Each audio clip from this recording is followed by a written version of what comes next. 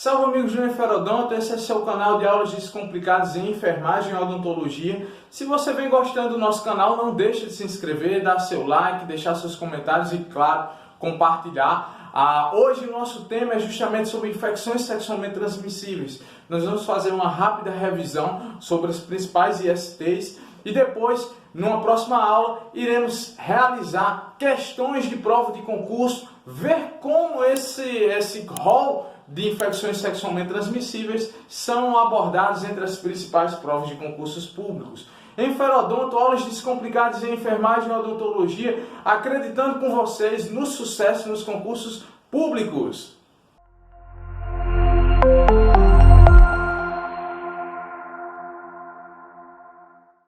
Salve amigos do Enferodonto, seu canal de aulas descomplicadas em enfermagem e odontologia. Hoje iremos conversar um pouco sobre as infecções sexualmente transmissíveis, né?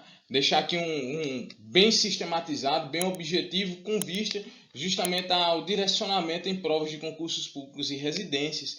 Então você tem um tema aí bastante peculiar, geralmente muito bem explorado pelas bancas de concursos públicos, que trata justamente das infecções sexualmente transmissíveis que antes eram conhecidas como DST, né? Quando eu fui a primeira vez tive contato com esse tipo de informação, já no período de graduação, nós conhecíamos como doenças sexualmente transmissíveis, né?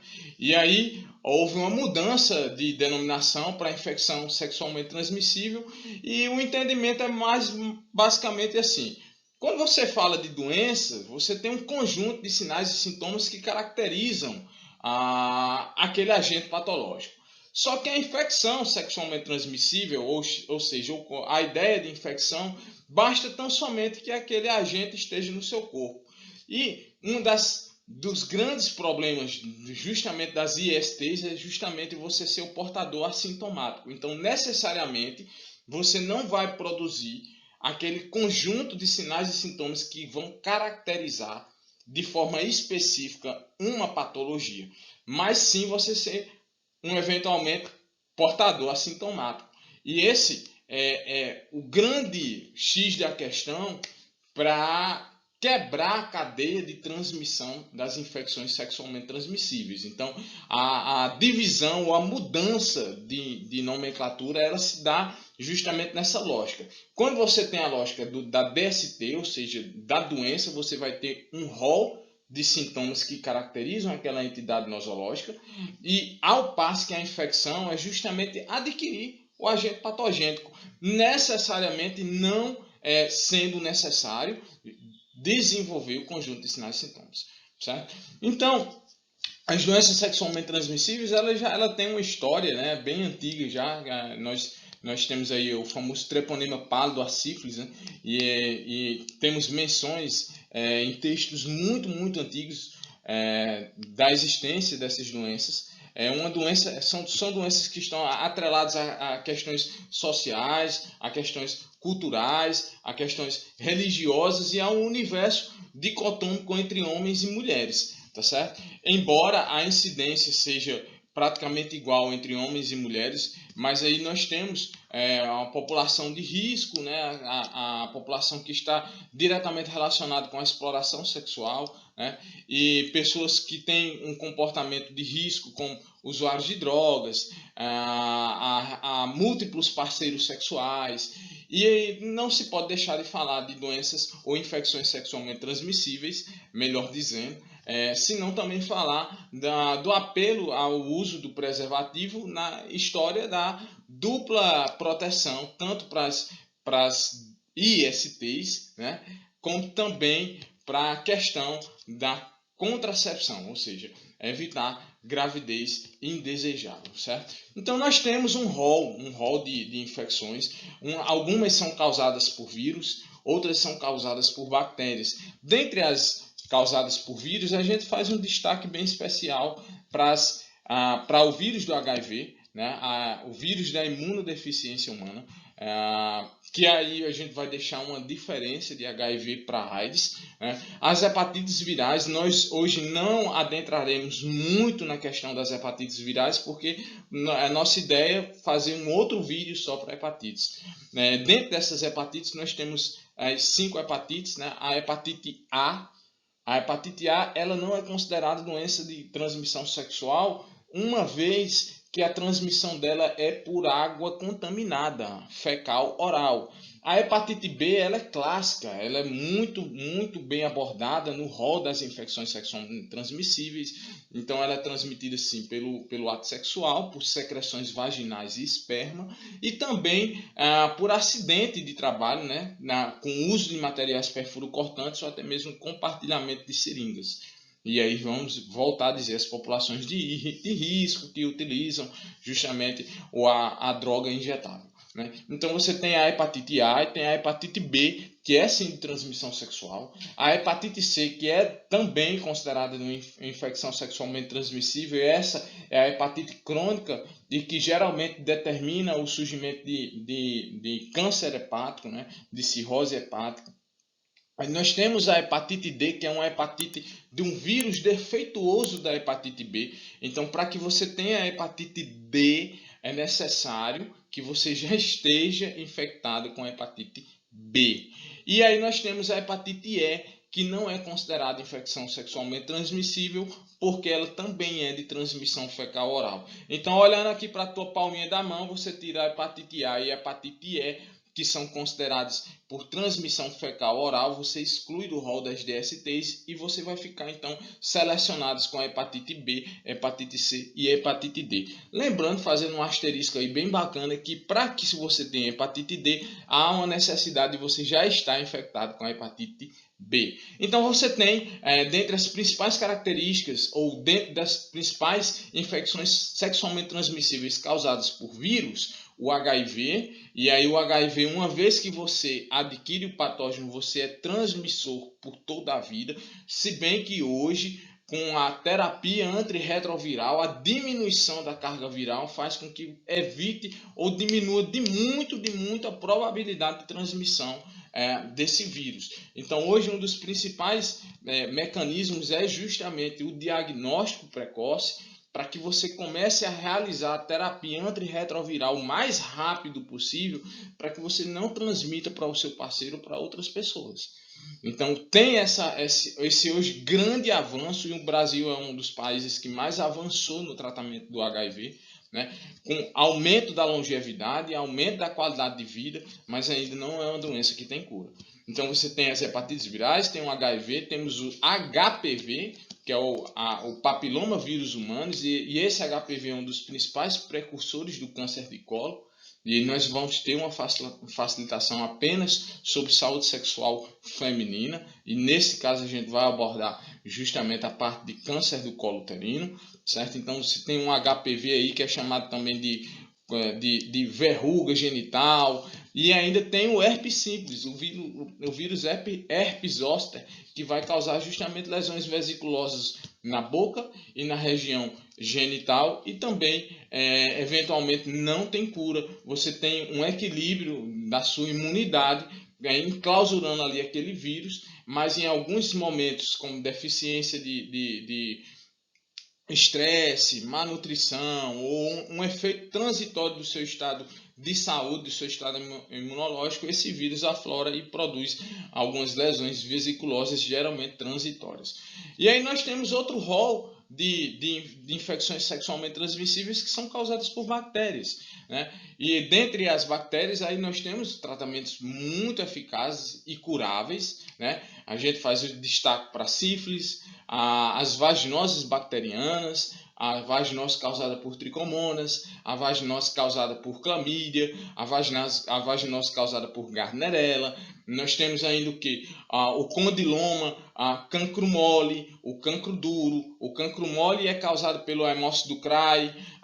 Nós temos ainda o linfogranuloma venéreo, que é um quadro de linfangite, de engurgitamento, de inflamação da região linfática, especialmente na região inguinal de homens e mulheres que vão determinar o quê? Um aumento do volume desses glândulos, um infarto desses glândulos e a formação do que ele chama de bubão, né? O linfogranuloma venéreo, e a donovanose, que é uma lesão bem, vamos dizer assim, feia, por assim dizer, porque ela é vegetativa, ela parece um vegetal, e é uma lesão que pode evoluir para estágios mais, vamos dizer assim, delicados, que vai ser necessária até intervenção cirúrgica. Tá certo? Então vamos conhecer um pouco dessas infecções sexualmente transmissíveis. Na minha vida como enfermeiro, eu já me deparei com HIV, já fiz pré-natal com gestante soropositiva, já me deparei com hepatite B,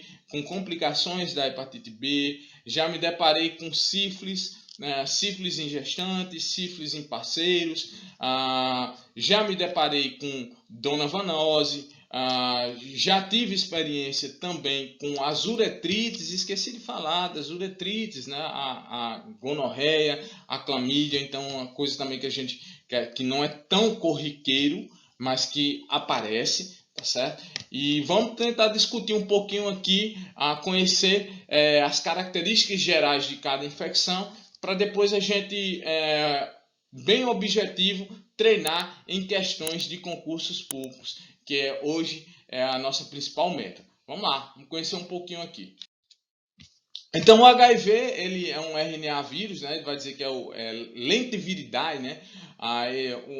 É uma infecção sexual que uma vez que você adquire, você é portador e transmissor por toda a vida, mas a gente faz um grande parênteses falando da terapia antirretroviral, né? E aí nós temos uma diferença entre o HIV e a SIDA, ou a AIDS, né? Que o termo HIV é justamente o vírus da imunodeficiência humana, ao passo que a SIDA, ou a AIDS, é a síndrome da imunodeficiência humana adquirida, que é quando a contagem dos linfócitos TCD4+, estão abaixo de 200 células por gota de sangue. Então, quando você vai contar lá a carga viral e vai encontrar esse valor de referência, essa pessoa já está com seu sistema imunológico bastante debilitado, ao passo de não ser mais capaz de superar as infecções oportunistas. E essas infecções oportunistas, aí vem o quê? Tuberculose, cândida, toxoplasma, enfim, qualquer parasita, qualquer agente etiológico que esteja potencialmente no seu organismo e que possa lhe causar um prejuízo capaz ou de não resposta do seu sistema imunológico.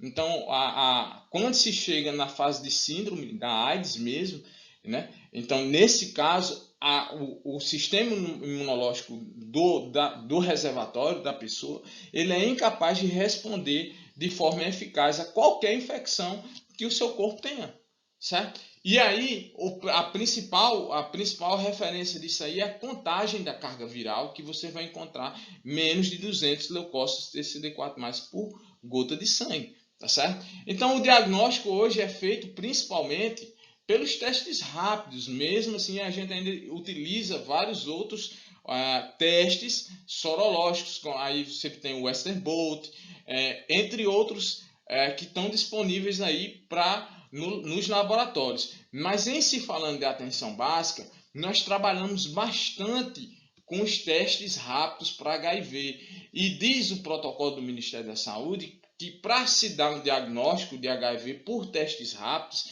é necessário pelo menos 2 testes de marcas diferentes. Ou seja, você faz um teste, ele dá reagente, não é suficiente para você dizer que aquela pessoa de fato tem HIV. Vai ser necessário um segundo teste realizado sequencialmente. Então você vai ter que estar trabalhando pelo menos com 2 testes de marcas diferentes na sua unidade básica de saúde ou no centro de testagem e aconselhamento, para aí sim você ter um diagnóstico de HIV. Em regra, deu teste rápido positivo, solicita o teste sorológico, preferencialmente com carga viral, tá certo? E encaminha para referência justamente que vai trabalhar com essa especialidade de doenças infecto-contagiosas, tá certo? Uma coisa interessante que a gente tem que atentar é a chamada soroconversão, que é o período que passa do vírus, né, inoculado, mas que ele ainda não produziu anticorpos, para que se dê justamente uma leitura, porque esses testes eles são testes imunológicos, eles vão ver a leitura dos anti-HIV no sangue. Então, a soroconversão dura em média 30 dias, isso pode variar de organismo para organismo, mas é o período pelo qual vai ter registro de anticorpos no sangue. Então, de repente, você teve uma relação desprotegida hoje com uma pessoa que é sabidamente positiva para HIV, ou teve uma perfuração por um pérfuro cortante de uma pessoa, fez uma assistência de uma pessoa sabidamente positiva para HIV, ou nem sempre isso, mas a ideia é essa. Vale fazer só o primeiro teste, então o teste ali no momento que aconteceu o acidente, ou no momento da realização da atividade sexual desprotegida, no evento ali, pós-dia daquele evento ali, você fazer o teste é suficiente para dizer se você teve ou não HIV, tendo ou está ou não contaminado com HIV, tendo justamente esse evento de prática sexual desprotegida, seja lá o que for. Não é suficiente justamente pela janela imunológica. O ideal é que você faça um segundo teste com 30 dias, com 60 dias, com 180 dias, e se for acidente com material perfuro cortante de pessoa sabidamente HIV positivo, então tem que ser necessário também a utilização da terapia antirretroviral por esses 30 dias para justamente diminuir a probabilidade de infecção pelo vírus, tá certo? Então tem essa história da janela imunológica. E o HIV ele é dividido basicamente em 3 períodos, né? A fase de inoculação do vírus, né? A principal via é justamente a via sexual. Ele vai estar nas secreções vaginais, no esperma, não está no suor. Isso aí é uma pegadinha que vem em muitas provas. Existe o risco de transmissão vertical em qualquer fase da gestação, seja no primeiro, no segundo ou terceiro trimestre, através justamente das trocas materno-fetais placentárias, do cordão umbilical, mas também essa probabilidade pode acontecer no momento do parto. Isso ainda pode acontecer no aleitamento materno, por isso que é contraindicado a gestante HIV positiva à amamentação. Aí é chamada transmissão horizontal do vírus através da amamentação, e o Ministério da Saúde também não preconiza o que chama-se de amamentação cruzada, ou seja, outra pessoa dá o leite materno para aquela criança ali. Não, ela vai utilizar, infelizmente, fórmula láctea para garantir as suas necessidades para o seu crescimento e desenvolvimento. Tá? E essa criança vai ser acompanhada, vai ser testada, vai ser, porque ela é chamada de exposição, risco de exposição ao HIV. Né? Então ela teve um risco de exposição ao HIV, essa criança vai ser acompanhada, vai fazer testes com 18 meses, com 6 meses, com 3 meses, até que se tenha justamente a certeza dela não estar infectada com HIV. Então a questão da janela imunológica é importantíssima, justamente pela questão da relação desprotegida ou do acidente. Então você vai fazer o teste rápido hoje, deu não reagente, ótimo, mas não é suficiente, você vai ter que fazer com 30 dias, com 60 dias, com 180 dias.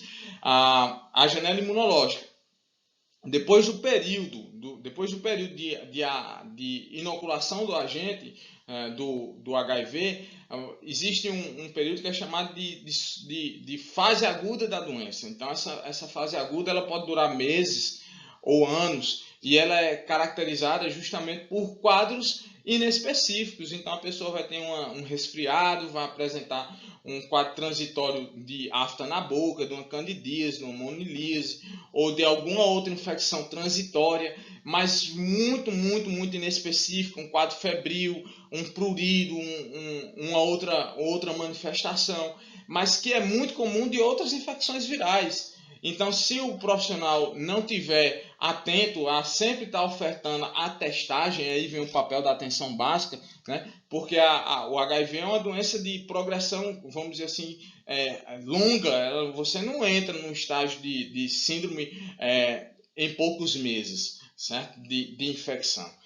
Você tem um percurso, né, que seguramente essa pessoa vai ter passado outras e outras vezes pelo serviço público, e você vai ter a chance de justamente fazer o diagnóstico precoce. E aí vem a ideia dos testes rápidos justamente nas unidades básicas de saúde, principalmente nesses quadros em que há o comportamento de risco por relações sexuais desprotegidas, múltiplos parceiros, sempre está ofertando os testes rápidos, especialmente para HIV, sífilis, hepatite B e hepatite C, né? Então, aí você tem essa fase aguda que geralmente é marcada por um sistema imunológico competente, você vai ter uma boa quantidade de linfócitos TCD4+, e essas são as células imunológicas alvos do HIV, então eles têm predileção para destruir essas células alvos TCD4+, os linfócitos TCD4+, e aí você vai ter uma carga viral baixa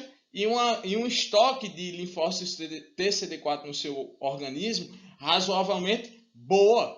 Então fica aí essa fase de indeterminação. Mas já a fase crônica, ela é caracterizada justamente pela estabilização entre uma carga viral, você já vai ter uma carga viral de quantificação superior a 500 células por ml de sangue, certo? Mas já vai ter o que? Um linfócito TCD4 estável ou em diminuição. E ao passo que a última fase, que é chamada da SIDA, né, da Síndrome da Imunodeficiência Adquirida, você vai ter a caracterização de uma baixa quantidade de linfócitos TCD4, ou seja, menos de 200 linfócitos TCD4 por gota de sangue, e uma carga viral bem elevada. E aí vem as complicações que são chamadas das infecções oportunistas. Tá certo? Então, HIV tem tratamento, a gente não vai se aprofundar nas drogas do tratamento, certo? O objetivo do tratamento é justamente aumentar, prolongar o tempo de vida, dar melhoria na qualidade de vida, reduzir os efeitos adversos, que é justamente essa parte das infecções, a probabilidade de infecções oportunistas através da melhoria do seu sistema imunológico, né? E evitar a transmissão para outras pessoas. Então, essas são as principais observações. A gente não vai adentrar muito na questão dos tratamentos, tá certo? E daqui a pouco a gente vai trazer questões de HIV para ver como é que se comporta nos concursos públicos. Observando muito destaque, a gente destaca muito para as questões de soroconversão e para as questões de modo de transmissão. E aí a gente destaca, né? A via sexual, com secreções vaginais, nos licores, a via por acidentes com materiais perfurocortantes e a via gestacional, através da transmissão vertical, que pode acontecer durante qualquer fase da gestação, né, por contato do sangue materno com o sangue fetal, ou através da transmissão horizontal pelo leite materno.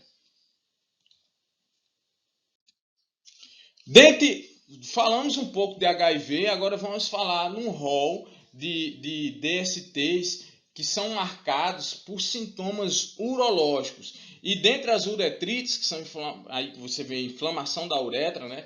Nós temos dois destaques, a gonorreia e a clamídia, são duas bactérias. O que é interessante a gente observar nisso aí?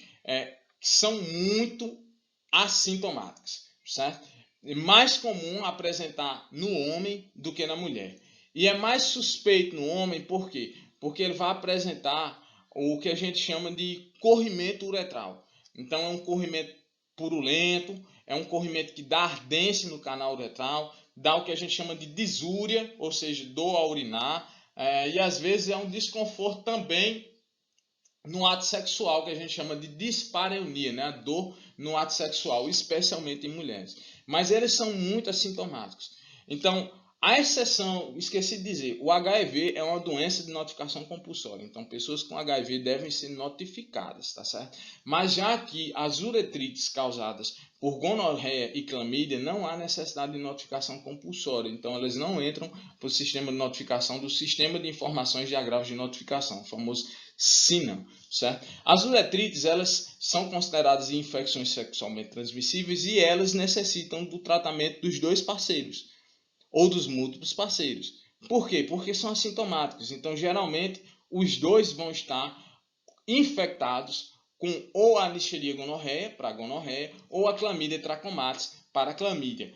E as principais características são essas. Vem justamente uma secreção mucopurulenta no homem ou na mulher. A mulher tem esse negócio de cervicite, ou seja, inflamação do canal cervical. Se não tratada, pode evoluir para o que a gente chama de doença inflamatória pélvica. E essa doença inflamatória pélvica é uma situação muito mais complicada, que pode causar problemas nas trombas, problemas nos ovários, tá certo? Então é uma situação bem mais complicada da infecção sexualmente transmissível causada pela clamídia ou pelo gonorreia. É tratável? É. Tratável com o quê? Com antibiótico. Aí você vai ter doxiciclina, você vai ter azitromicina, você vai ter ceftriaxona, certo? Então você tem um paiol de antibióticos aí que vão ser bastante eficazes. O que é mais interessante para a gente saber? As manifestações clínicas. E a manifestação clínica mais, vamos dizer assim, clássica para homem e para mulher são justamente as alterações no canal uretral, a ardência, dor, micção, a micção dolorosa, micção com dificuldade e a presença do corrimento purulento. Às vezes com odor, às vezes não. Um pouco esbranquiçado ou às vezes mais esverdeado, mas é um corrimento com viscosidade, com pus, certo? E vem ali, como mostra na figura, no canal uretral. É uma DST, é uma IST, né? Que necessita do tratamento dos dois parceiros e o agente é uma bactéria. Então, bem prático aí as uretrites, né? Os principais são justamente a gonorreia e a clamídia. Vale salientar justamente que nas mulheres infectadas por gonorreia pode ser transmitido pelo canal do parto, tá certo? E nas crianças infectadas com gonorreia causa uma inflamação da conjuntiva, que é chamada de conjuntivite gonocócica, que pode levar até a cegueira, né? Então, daí que vem o papel, mais uma vez, de atenção básica, no pré-natal, o rastreio com citológico. Então, você não deixar de fazer citológico, de citologia, de estar pesquisando, justamente no surgimento de qualquer corrimento ou alterações miccionais na gestante, a pesquisa para clamídia ou gonorreia, para evitar justamente uma complicação até mesmo na criança. E lembre que é facilmente tratável no período pré-natal, tá certo? A bactéria tem tratamento bastante eficaz. Então, clamídia, uretrites, gonorreia, uretrites gonocócicas são muito assintomáticas e a principal característica é justamente o corrimento uretral com as manifestações miccionais, ardência, disúria e às vezes também a dor durante o processo de ato sexual, que a gente chama de dispareunia. Vamos ver mais outra aqui, bem objetivozinho. As úlceras, né? E aí, ó, dentre as úlceras, nós destacamos primeiramente a sífilis, né? A sífilis é causada pelo Treponema pallidum. O Zé Ramalho já falava dela numa música clássica dele aí. Então, é de uma literatura cultural, é de uma literatura popular. Acho que todo mundo já ouviu falar um pouco sobre sífilis. Sífilis é tratável. Sífilis nós temos 3 fases: a fase primária, a fase secundária, a fase terciária. É identificada hoje por testes rápidos, né? Então você vai ter o teste rápido para sífilis nas unidades básicas de saúde. Nós temos o chamado testes treponêmicos e testes não treponêmicos. Dentre o não treponêmico, o mais evidente é o VDRL, né?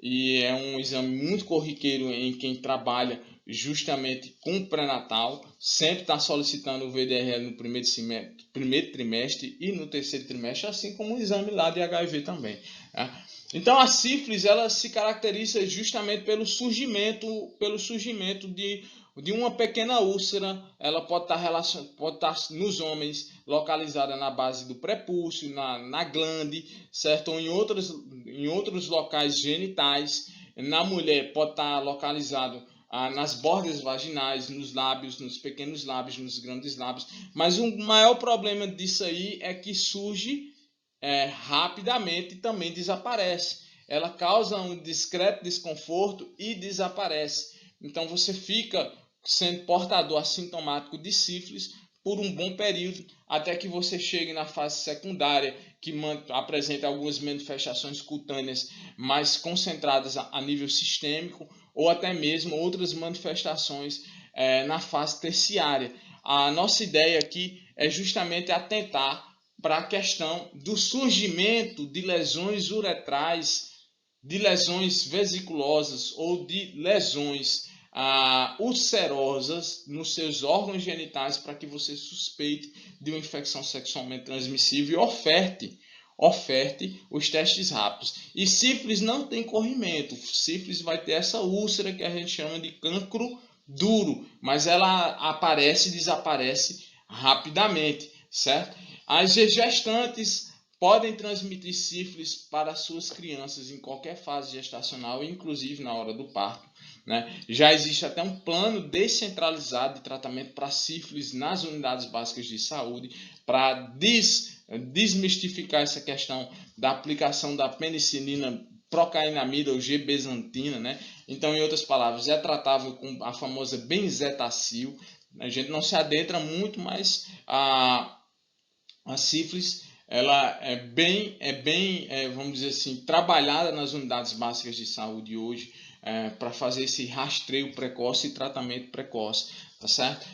Lembrando, só fazer uma dica aí para quem vai se preparar, já falando de concursos públicos, uma das coisas que as bancas costumam muito cobrar é justamente isso. Doxiciclina é o único antibiótico de tratamento para sífilis que não pode ser utilizado em gestantes. Atente para isso aí, tá certo? A cancro mole, o Haemophilus ducreyi, ele também tem uma lesão ulcerosa que surge nas regiões genitais, mas não é causado pelo treponema pálido, e sim pelo Haemophilus ducreyi. Também é uma bactéria. Segundo, como é que a gente diferencia uma da outra? Primeiro, teste rápido, né? Oferta de teste rápido para sífilis. E segundo, coleta de esfregaço. Da mesma forma que você pega uma amostra da secreção ou da parede vaginal, quando você está coletando um citológico e impregna na lâmina, você também pode fazer com relação a isso aí. E vai aí para a leitura citológica. E na leitura citológica ele vai